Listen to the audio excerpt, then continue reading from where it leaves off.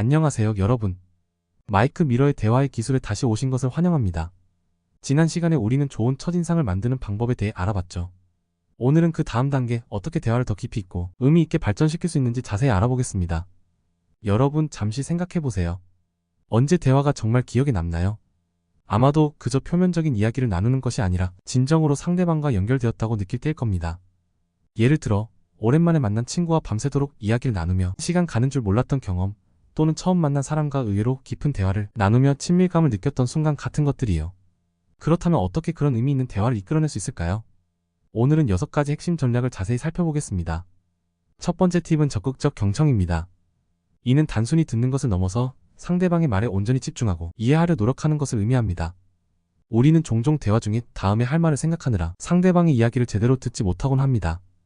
하지만 진정한 의미의 경청은 상대방의 말을 중간에 끊지 않고 그들의 감정과 생각을 진정으로 이해하려 노력하는 것이에요. 적극적 경청의 실천 방법을 몇 가지 소개해드릴게요. 1.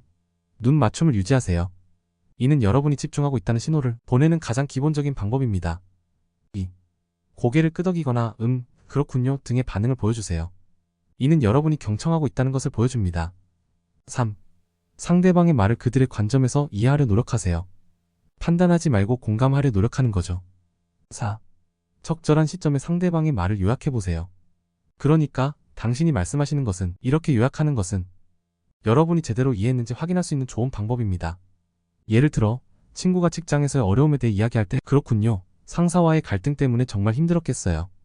그 상황에서 무시당한다고 느낀 것은 당연해요. 라고 말하며 공감을 표현할 수 있습니다. 두 번째는 개방형 질문의 활용입니다. 네 또는 아니오로 대답할 수 있는 폐쇄형 질문 대신 상대방이 자신의 생각과 감정을 자유롭게 표현할 수 있는 질문을 해보세요. 개방형 질문은 대화를 더 깊고 풍부하게 만들어줍니다. 몇 가지 예를 들어볼까요? 주말 어땠어요? 대신 주말에 어떤 경험을 하셨나요? 영화 재미있었어요? 대신 영화의 어떤 점이 가장 인상 깊었나요? 일은 잘 돼가고 있어요? 대신 최근 일하면서 어떤 도전과 성취가 있었나요? 이런 질문들은 상대방이 자신의 경험과 감정을 더 자세히 공유할 수 있게 해줍니다. 세 번째 팁은 공감과 이해 표현입니다. 이는 적극적 경청과 밀접하게 연관되어 있죠. 상대방의 이야기에 대해 판단하거나 즉각적인 해결책을 제시하기보다는 그들의 감정을 인정하고 이해한다는 것을 보여주세요. 예를 들어, 친구가 이직을 고민하고 있다고 말했을 때 그냥 참고 다녀 또는 당장 그만두고 새 직장을 찾아라고 조언하기보다는 지금 상황이 정말 힘들게 느껴지는군요. 이직을 고민할 정도면 많은 스트레스를 받고 있었나 봐요. 그 심정 충분히 이해해요. 라고 말할 수 있습니다. 공감의 표현은 상대방이 자신의 감정을 더 깊이 탐색하고 표현할 수 있게 해줍니다. 이는 대화를 더욱 의미 있게 만들어주죠. 네 번째로, 개인적인 경험 공유를 추천합니다. 물론 대화를 독점하지 않도록 주의하면서요. 상대방의 이야기와 연관된 자신의 경험을 나누는 것은 서로를 이해하고 친밀감을 형성하는 데 도움이 됩니다. 예를 들어, 상대방이 해외여행 중 겪은 어려움에 대해 이야기한다면 여러분도 비슷한 경험을 공유할 수 있습니다. 저도 작년에 유럽 여행 갔을 때 비슷한 일을 겪었어요. 기차를 놓쳐서 한밤중에 낯선 도시에서 발이 묶였던 적이 있거든요. 그때 정말 당황스러웠죠. 이렇게 경험을 나누면 서로의 감정을 더 잘 이해하고 대화의 깊이를 더할 수 있습니다. 다섯 번째 팁은 대화의 깊이 조절입니다. 모든 대화가 깊은 주제로 이어질 필요는 없습니다.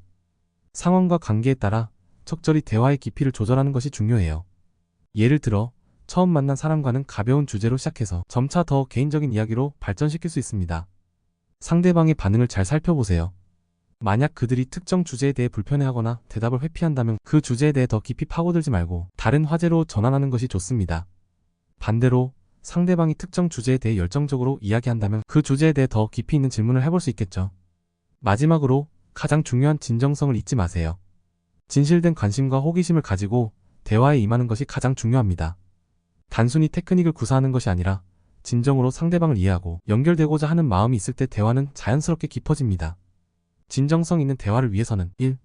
상대방의 이야기에 진심으로 관심을 가지세요. 2. 솔직하게 자신의 생각과 감정을 표현하세요. 3.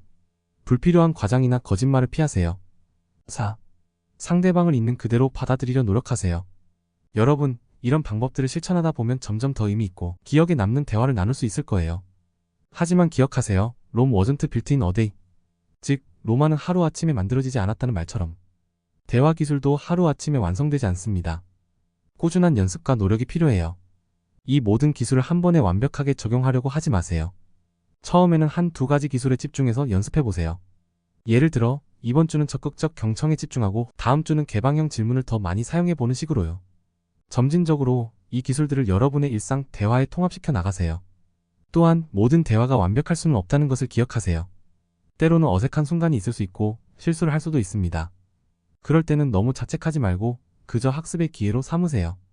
진정성 있는 태도와 꾸준한 노력이 결국 여러분을 훌륭한 대화 상대로 만들어줄 것입니다. 여러분의 경험과 생각도 댓글로 공유해주세요. 오늘 배운 내용을 실천해보시고 어떤 변화가 있었는지 들려주세요.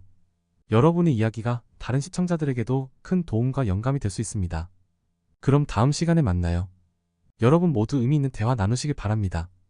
안녕히 계세요.